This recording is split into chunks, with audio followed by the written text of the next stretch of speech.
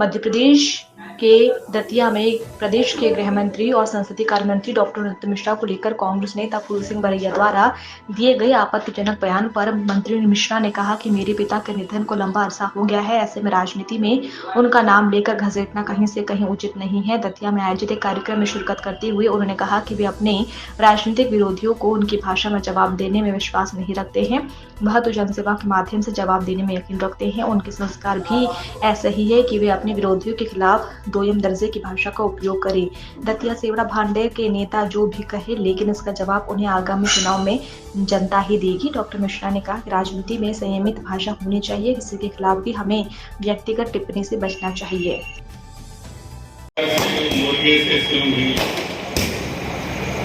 इनकी बात अब हमारे पूर्वजों तक आ रही है। मार दूंगा, उल्टा लटका दूंगा, 9 नंबर की चप्पल है। मेरा कहना इतना ही कि अच्छा होता, हम और आप राजनीति में हैं। मेरे पिता को मरे 15 साल से ज्यादा, वो देवलोक को 15 साल पहले मैं दतिया आया था, उससे पहले ही वो देवलोक गमन कर गए और उसके बाद भी आपने उनको ले लिया। मैं जब आया था तब मेरे पिता की नहीं थे और दतिया की जनता ने, जो दतिया के बुजुर्ग थे, तुमने मुझे पिता के समान प्यार किया और मुझे अंगीकार किया और स्वीकार किया। उनका पितृवत स्नेह था और मैं सीखता रहा। मैं आज दतिया का जनप्रतिनिधि हूं, पर आप जिस भाषा का प्रयोग कर रहे हो उससे दतिया का अपमान होता है। दतिया के बुजुर्गों का, जिन्हें मैं पिताश्री मानता हूं, जिनके मैं पैर छीटा हूं, ये उनका अपमान है।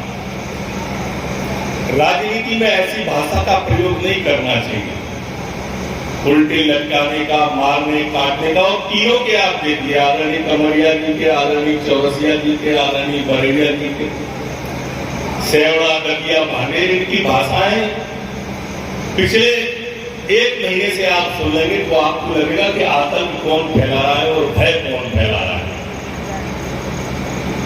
भय का वातावरण ये निर्मित करते हैं और कहते हैं कि हम भय फैला रहे हैं। ये आप सब अपने कानों से सुने और आंखों से देखें।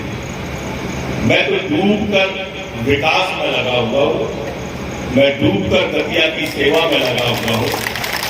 आप सबके चरणों में, माई के चरणों में नमन करके मैं अपने जीवन का जो सर्वश्रेष्ठ हो सकता है वो दतिया के लिए कर रहा हूं। वो सर्वश्रेष्ठ हो सकता है।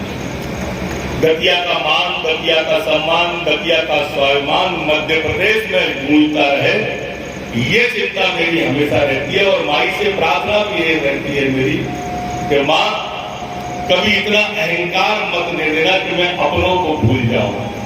मैं अपनों की सेवा में रत रहना चाहता हूं, इसलिए मां मुझे सद्मार्ग पर चलाए रखना, यही भाव लेता हूं। इनकी ये बौखलाहट क्यों है, ये आप सब भी जानते हो। और इसलिए मैंने अपने भाषण के शुरुआत में कहा कि दतिया की जनता से अच्छा निर्णय कोई नहीं करता बरैया जी। ये दतिया जिले की जनता ही निर्णय करेगी आगामी 4 महीने बाद कि आपने जो कहा वो सच था या झूठ था, या आपको कहना चाहिए था या ना कहना चाहिए था। मैंने आप पे छोड़ दिया है, आप जानो। मित्रों, ये हाईलाइट मीटिंग के साथ आपने अभी